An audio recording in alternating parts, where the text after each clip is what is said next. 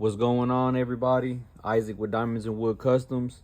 Today I'm going to be hitting y'all with a short video of how I change all the plastic interior pieces to a different color when I'm doing a color swap in the automotive interior.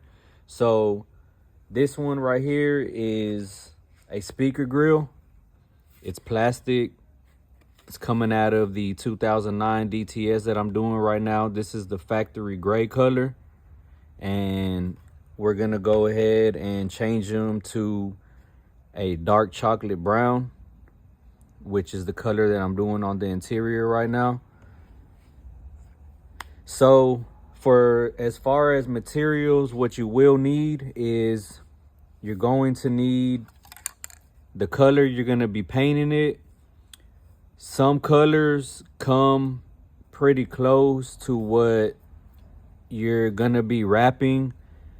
Some colors might be off just a little shade, but you gotta just get it as close as possible as you can. You want to cut a little sample of your vinyl or leather off and try to match it as close as possible to whatever color you're gonna choose. There's a lot of different brands. There's SEM. There is a Duplicolor. This is vinyl fabric paint. There's Upholstery. There's a lot of different brands. Bulldog. There's a few different ones out there. I don't recommend one over another. I use all the brands. It depends on what type of application I'm doing.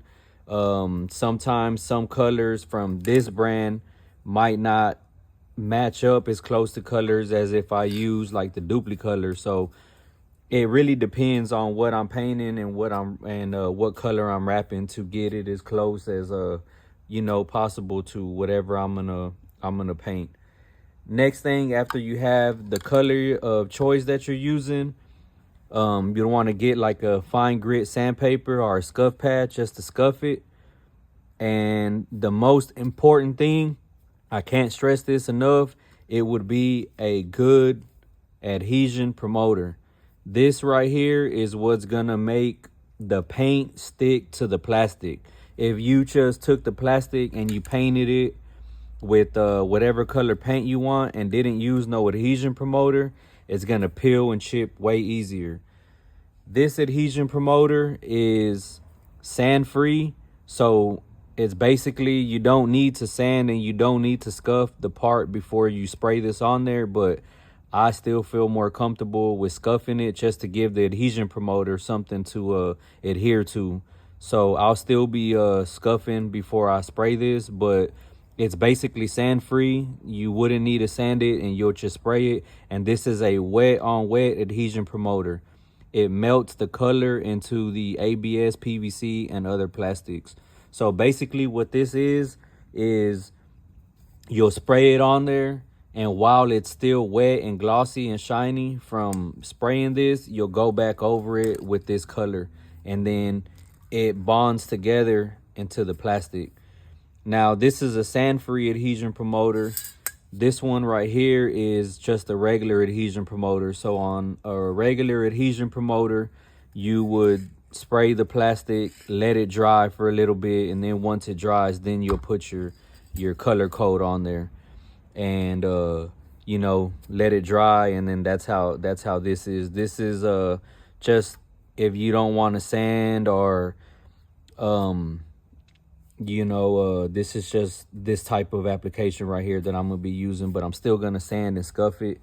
So on your plastic pieces, you'll want to get rid of any emblems or anything that you don't want painted. If it's able to come off, I recommend taking it off.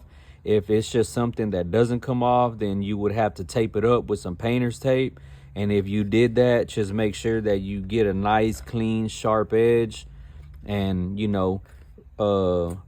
cut it real good, because, you don't want to paint. Then whenever you peel the tape off, you get a hard line and it just looks all ugly and tacky like that. So right here, this one's just held on by some small little metal tabs right here. Just bend those and this comes right off. We'll just set that to the side. And now the piece is pretty much ready to get painted. Sometimes on a lot of older cars, a lot of these plastic pieces, they have deep cuts where they've been already scraped with stuff or they've been scratched with something. And if you paint it over that, you're going to see every imperfection. So when it comes to painting plastic pieces, it's a little tricky sometimes because, for instance, if it had like a ugly cut scuff right here, the only thing you would be able to do is, you know, fill it up, and then you kind of got to match the texture of whatever the plastic is made out of, because if not, if it had like a deep cut right here and I just filled it up with like some body filler or something and I sand it, whenever I paint it, it's going to be real smooth and flat compared to having the texture. So you know, you kind of got to pay attention to what you're doing and try to fix everything so it looks as neat and factory as possible. So this one's taken off. To scuff it, you can, you know, I've already cleaned it. You use like a degreaser, some water, Dawn dish soap. You can get a degreaser and go ahead and clean it off to get all the oils and contaminants off. Also, so it gives you a better adhesion. So we'll go ahead and just give it a nice little scuff. If you're using rougher grit sandpaper or something, you'll probably make lines in there, and then you're gonna see all of the imperfections in paint for sure. So we'll just give it a nice clean little scuff.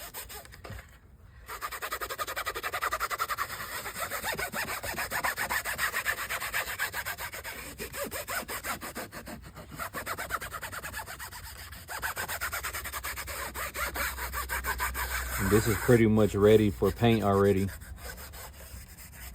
Some other pieces, you know, they require a lot of cleaning and a lot of sanding and scuffing before you can paint it. This one's pretty small, pretty simple. Everything's nice on here. So this one's ready for paint. I'm gonna go ahead and set y'all up to see how I paint it, and I'll give y'all a few tips and tricks whenever I'm painting this, so y'all can see how I turn this into this. All right, so I'm getting ready to go ahead and spray the adhesion promoter. If you're not familiar with doing this, go ahead and read the back of the can for the instructions. It'll tell you everything you need to know. This one, as I stated, is a sand-free adhesion promoter, and it is a wet on wet. So that means we're gonna spray this, and while it's wet, go ahead and hit it with the top coat exactly as it states in here. So whenever you're spraying out of a can, it's different than spraying out of a spray gun. You know, I like to give it a little, make sure the nozzle's pretty clean, and then go ahead and start hitting it in light little motions.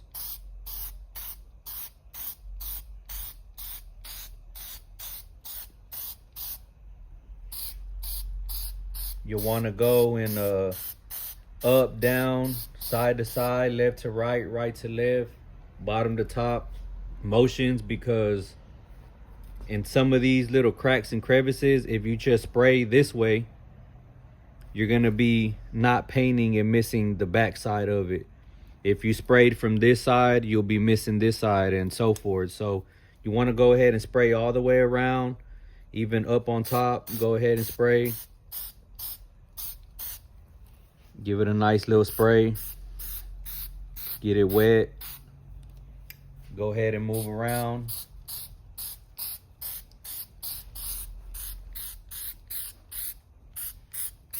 Make sure you get on the bottoms.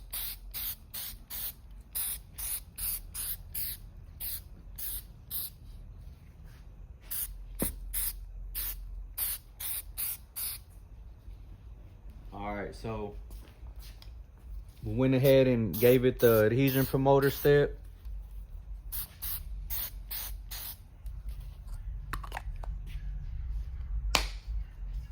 Now, while it's still wet, we're gonna go ahead and hit it with our top coat. Shake it up.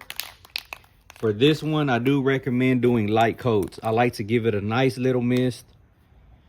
It's just gonna, you know, mist on top of it, just so it can give it a nice little adhere to it too. So don't worry about putting a heavy coat. If you put a heavy coat, you're gonna get sags and runs, and you don't want that. That's all we're doing. A little splatter on there. Don't forget to go each way, left to right, right to left.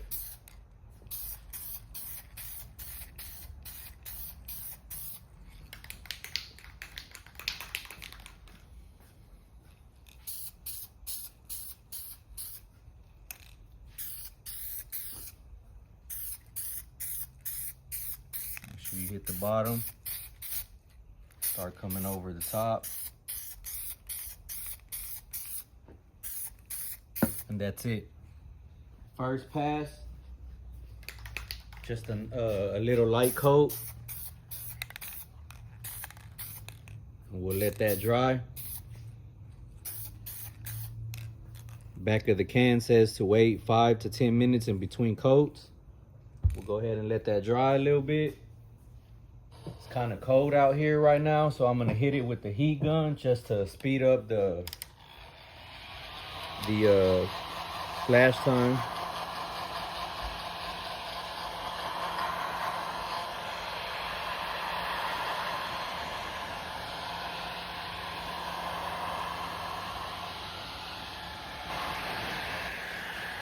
You can tell when it's drying because at first, whenever you spray it, it's gonna look real shiny, and then as it starts drying, it gets a little bit more dull. This isn't a gloss finish, it's more like a matte finish. So that's how you can tell whenever it's dry already. It won't look so shiny.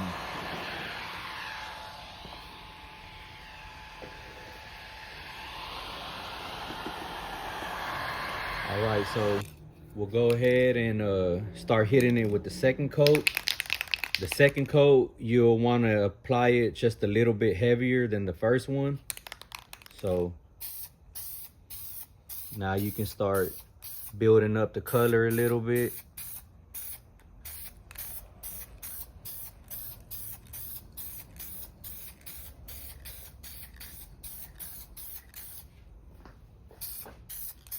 And you can see it start changing color already.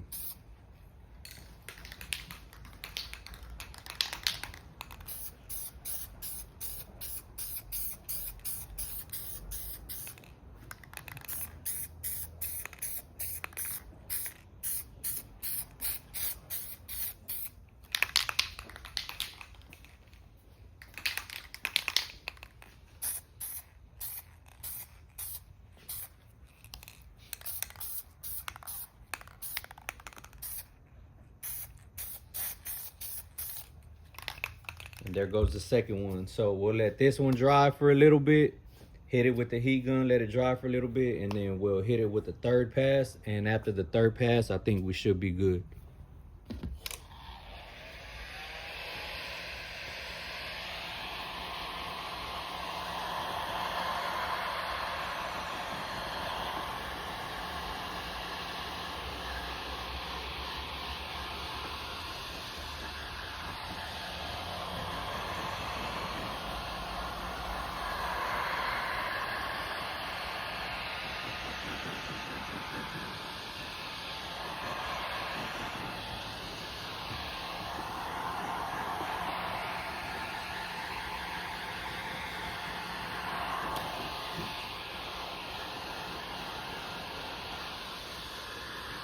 See the color already changed.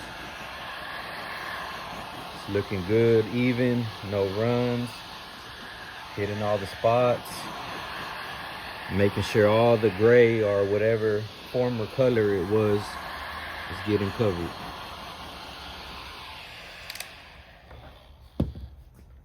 All right, we'll go ahead and give it one more pass.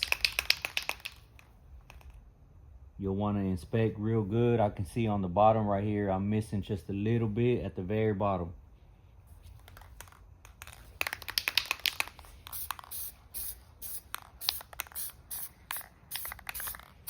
Should be the last coat. Put it on just a little bit heavier, get a little bit closer.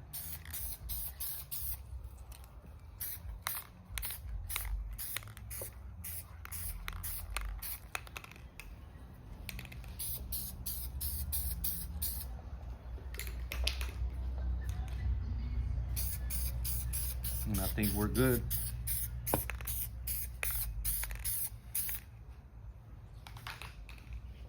All right, so that was the last pass.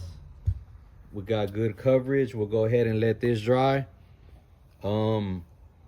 Sometimes I let them dry for an hour. Sometimes I let them dry for a day. Sometimes I let them dry for a few days. It all depends on how soon I need this piece. I usually let them dry for a while. Once I do that, I'll go ahead and get the trims and everything else that I need.